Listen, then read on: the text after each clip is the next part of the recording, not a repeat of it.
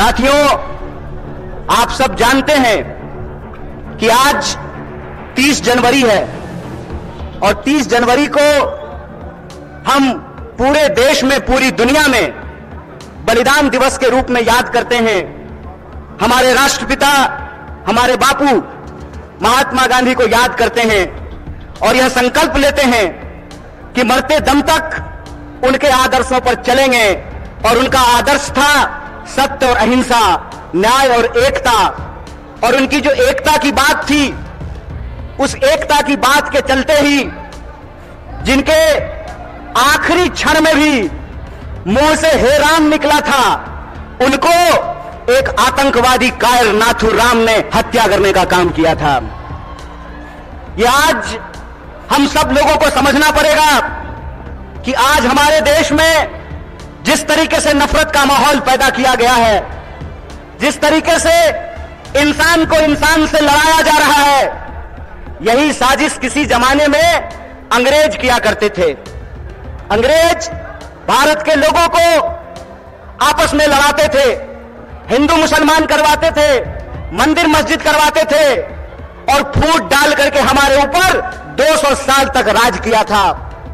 एक बार फिर से जो लोग आजादी के आंदोलन में हिस्सा नहीं लिए, जिन्होंने इस देश के लिए शहादत नहीं दी, जो जेलों में नहीं गए, फांसी पे नहीं चढ़े, वो लोग जो उस वक्त अंग्रेजों की मुखबिरी किया करते थे, आज गद्दी पर बैठ करके फिर से लोगों को आपस में लड़ा रहे हैं, लोगों के बीच में नफरत फैला रहे हैं। बोलिए, ऐसा है कि नहीं है? नफरत फैल रहा है ना? कौन फैला रहा है? नहीं नहीं नहीं, मोदी अकेले उसमें शामिल नहीं है, उसके साथ वो सब लोग शामिल हैं जो आज समाज को बांटने का काम करते हैं, समाज को आपस में लड़ाने का काम करते हैं। वो सब लोग इसमें शामिल हैं। तो आप सब लोगों से मैं ये आग्रह करना चाहता हूं, आप सब जानते हैं कि कांग्रेस पार्टी ने, भारतीय राष्ट्रीय कांग्रेस ने अंग्रेजों से लड़ करके इस देश को आजादी दिलाई। आजादी दिलाई कि नहीं दिलाई? देश आजाद है ना? कौन आजाद कराया देश को? कांग्रेस ने इस देश को आजाद कराया। और आज एक बार फिर से जब देश में नफरत फैल रही है, उस नफरत के खिलाफ हमारे नेता श्री राहुल गांधी ने कन्याकुमारी से लेकर के कश्मीर तक पैदल चले वो, और उन्होंने कहा कि डरने की जरूरत नहीं है, डरो मत। इस समाज के भीतर जो न्याय है, लोगों का जो हक है, उसके लिए आपको संघर्ष करना पड़ेगा, उसके लिए आपको लड़ाई करनी पड़ेगी। राहुल जी ने कहा कि अगर देश में नफरत फैल रही है तो हमको मोहब्बत की आवाज को बुलंद करना पड़ेगा।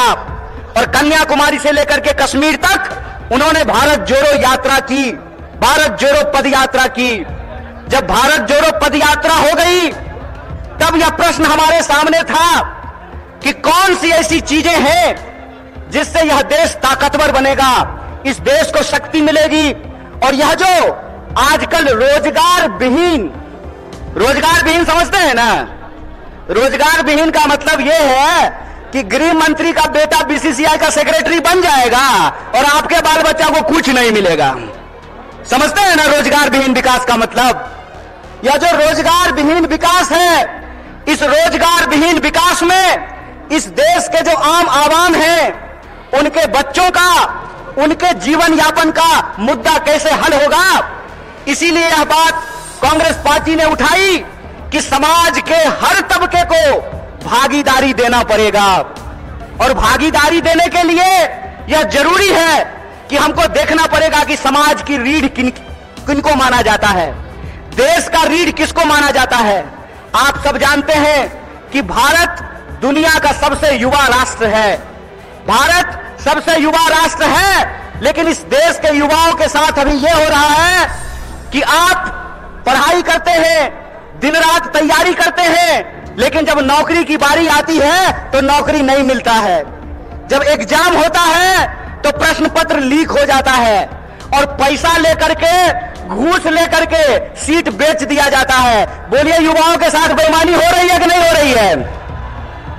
चूंकि हमारे माँ बाप किसान हैं, चूंकि हमारे माँ बाप शिक्षक हैं, हमारे माँ बाप साधारण परिवार के लोग हैं, साधारण इनकम के लोग हैं, तो हमारे भविष्य के बारे में कोई नहीं सोचता है। बताइए, नेता का बेटा नेता बनेगा, मंत्री का बेटा मंत्री बनेगा, डीएम साहब का बेटा डीएम बनेगा, डॉक्टर साहब का बेटा डॉक्टर बनेगा, लेकिन किसान का बच्चा किसान नहीं बनना चाहता है। बोलिए, किसान का बच्चा किसान बनना चाहता है? क्यों नहीं बनना चाहता है? इसलिए नहीं बनना चाहता है कि इस देश की हकीकत यह है कि हर घंटे 2 किसान आत्महत्या करते हैं, हर घंटे एक नौजवान आत्महत्या करता है, हर मिनट किसी महिला के साथ कोई ना कोई अपराध होता है। आए दिन हमको यह सुनने को मिलता है कि जो शोषित पीड़ित वर्ग के लोग हैं उनके ऊपर लगातार हमले होते हैं, उनका अधिकार छीना जाता है। देश की इस परिस्थिति को देखते हुए, जब बेरोजगारी 45 साल में सबसे ज्यादा है, महंगाई आसमान छू रहा है, आप लोगों को याद था ना, पहले पेट्रोल कितना में मिलता था? पहले पेट्रोल कितना में मिलता था? 50 रुपया में। अब कितना में मिलता है? 100 रुपया में। महंगाई बढ़ी है कि नहीं बढ़ी है? सरसों का तेल पहले कितना में मिलता था? 80 रुपए किलो। अब कैसे मिलता है? 200 रुपये किलो। बोलिए, महंगाई बढ़ी है कि नहीं बढ़ी है? जिस तरह से महंगाई बढ़ रही है, किसानों की आत्महत्या हो रही है, जवानों की आत्महत्या हो रही है, महिलाओं के ऊपर अत्याचार हो रहा है, बेकारी 45 साल में सबसे ज्यादा है, तब इस देश के नौजवानों को, बिहार के नौजवानों को यह सोचना पड़ेगा कि उनका भविष्य क्या है। आप सोचिए कि अगर इस देश के नेता चाहते हैं कि उनके बाल बच्चों का भविष्य बना रहे, तो इस देश के किसानों को, इस देश के गरीबों को भी यह सोचना पड़ेगा कि उनके बाल बच्चों का भविष्य कैसे बना रहेगा। इसीलिए इस देश की परिस्थिति को देखते हुए हमारी पार्टी भारतीय राष्ट्रीय कांग्रेस ने और हमारे नेता राहुल गांधी ने यह तय किया है कि हम भारत जोड़ो न्याय यात्रा की शुरुआत करेंगे। और यह जो भारत जोड़ो न्याय यात्रा है, ये मणिपुर से चल करके बिहार की महान भूमि पे पहुंची है। बोलिए, बिहार महान है कि नहीं है? लेकिन आजकल बिहार को बदनाम भी कर दिया गया है। बदनाम नहीं कर दिया गया है। आज हमको मीडिया के एक साथी पूछ रहे थे कि नीतीश जी आपको छोड़ करके चले गए, इस पर आप क्या कहना चाहते हैं?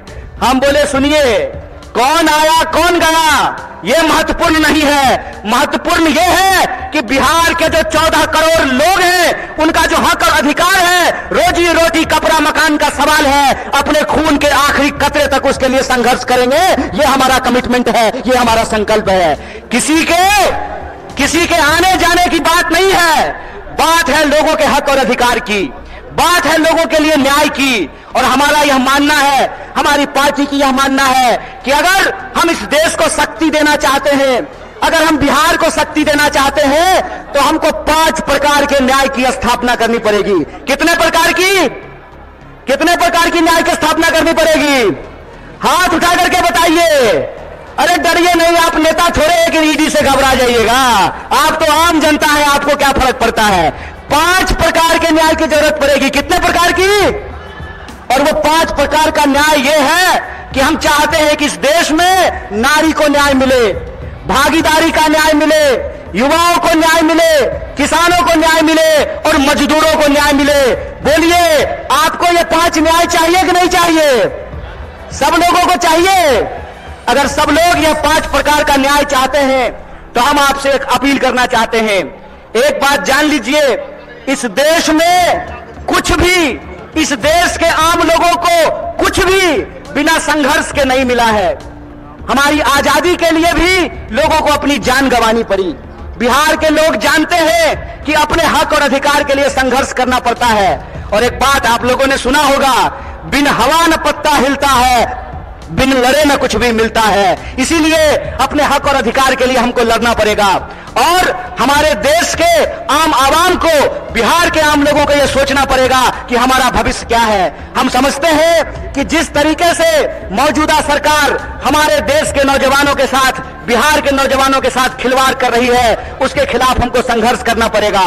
आप सब सोच करके बताइए, अग्निवीर लाई सरकार, और अग्निवीर में सरकार ने कहा कि 4 साल के लिए नौकरी देंगे। क्या सिपाही जी, 4 साल के लिए आपको नौकरी मिलेगा, लीजिएगा? लीजिएगा 4 साल का नौकरी। और यहां मंच पे बहुत सारे एमएलए साहब बैठे हुए हैं, बहुत सारे एमपी साहब बैठे हुए हैं।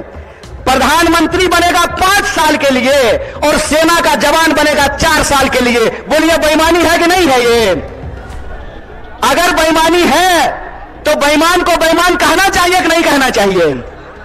चोर को चोर कहना चाहिए कि नहीं कहना चाहिए? ये चोर और बेईमान मिलकर के इस देश के साथ लुटखोरी कर रहे हैं। इसीलिए हम आप तमाम नौजवानों से अपील करना चाहते हैं कि एक तो हमको नौकरी नहीं देते हैं, दूसरा हमको शिक्षा नहीं देते हैं, तीसरा किसानों को उनके फसल का दाम नहीं देते हैं, चौथा मजदूरों को न्यूनतम मजदूरी नहीं देते हैं, और पांचवा इस देश की जो आधी आबादी है उसको समान जीने का अधिकार नहीं देते हैं। मैं पूछना चाहता हूं, डॉक्टर बाबा साहब भीमराव अंबेडकर ने संविधान बनाया, कांग्रेस पार्टी ने संविधान बनाया, और उस संविधान की ताकत यह है कि डीजीपी का वोट एक होता है ना? क्या बोलिए सिपाही जी, घबराइए नहीं, डरिए नहीं। डीजीपी का वोट एक होता है ना, और आपका भी वोट एक होता है, मुख्यमंत्री का भी वोट एक होता है, और रिक्शा चलाने वाले का भी वोट एक होता है, जूता सिलने वाले का भी वोट एक होता है। यह जो वोट का अधिकार है, इस वोट के अधिकार का हमको इस्तेमाल करना पड़ेगा। अगर वो हमारे वोट का इस्तेमाल कर रहे हैं अपने बच्चों का भविष्य बनाने के लिए, तो आपको अपने वोट का अधिकार का इस्तेमाल करना पड़ेगा अपने बच्चों का भविष्य बनाने के लिए। और आपको इस सवाल का जवाब इस देश की हुक्मरान से पूछना पड़ेगा कि आप एमपी बनिएगा 5 साल के लिए, आप मिनिस्टर बनिएगा 5 साल के लिए, आप प्रधानमंत्री बनिएगा 5 साल के लिए, और हमको सेना में देखिएगा 4 साल का नौकरी।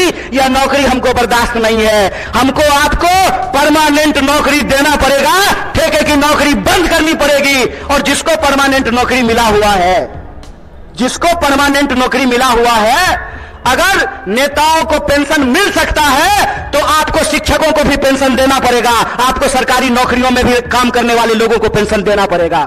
अगर इस देश के पूंजीपतियों का 12 लाख करोड़ कर्जा माफ किया जा सकता है तो आपको किसानों का कर्जा माफ करना पड़ेगा, उनके फसल का पूरा दाम देना पड़ेगा। अगर इस देश में सबको न्यूनतम मजदूरी मिल सकती है तो हम कहते हैं कि मजदूरों को भी न्यूनतम मजदूरी देना पड़ेगा। रोज बरोज नया जो है ड्रामा गढ़ करके लोगों का अधिकार ये छीन रहे हैं। आप लोग वो जादूगरी देखे हैं ना, कि जादूगर इधर से कहेगा गिली गिली पम पम छू, और पॉकेट से कबूतर निकाल देगा। टीवी आजकल हमारे साथ वही कर रही है। जब भी आप टीवी खोल करके देखिएगा, आपके मुद्दे गायब कर दिए गए हैं। सुबह से लेकर के शाम तक बहस चलेगी, कौन शपथ ले रहा है, कौन शपथ नहीं ले रहा है। सुबह से लेकर के शाम तक लोगों के मुद्दों को भटका करके, और आम लोगों का जो बुनियादी सवाल है, रोजी का सवाल, रोजगार का सवाल, रोटी का सवाल, कपड़ा का सवाल, मकान का सवाल, इन सवालों को गुमराह किया जाता है। इसीलिए हम पूर्णिया के आम लोगों को और बिहार के आम लोगों को एक अपील करना चाहते हैं। हम जानते हैं कि बिना लड़ाई के कुछ नहीं मिलता है, तो हमको अपने न्याय के लिए और अपने आने वाली पीढ़ी के न्याय के लिए संघर्ष करना पड़ेगा। बोलिए, आप इसके लिए तैयार हैं? न्याय करेंगे अपने साथ, अपने आने वाली पीढ़ी के साथ। तो आखिरी बात बोल करके अपनी बात को मैं खत्म करूंगा। मैं पहली बार रंगभूमि मैदान में नहीं आया हूं, यह तीसरी बार है जो मैं रंगभूमि मैदान में आप तमाम लोगों के बीच में आया हूं। मंच अलग है, लोग अलग हैं, लेकिन मुद्दा वही है। और तब भी हमने आपसे वादा किया था कि इस देश की आजादी पे जब जब आंच आएगी, आपका बच्चा जो आपका नमक खाया है, आपके हक और अधिकार के लिए सड़कों पर उतरेगा। इसीलिए आप तमाम बिहार वासियों को, पूर्णिया वासियों को, सीमांचल वासियों को अपील करना चाहता हूं कि आप तमाम लोगों को 5 न्याय के लिए इस देश की शक्ति देने के लिए आपको संघर्ष करना पड़ेगा।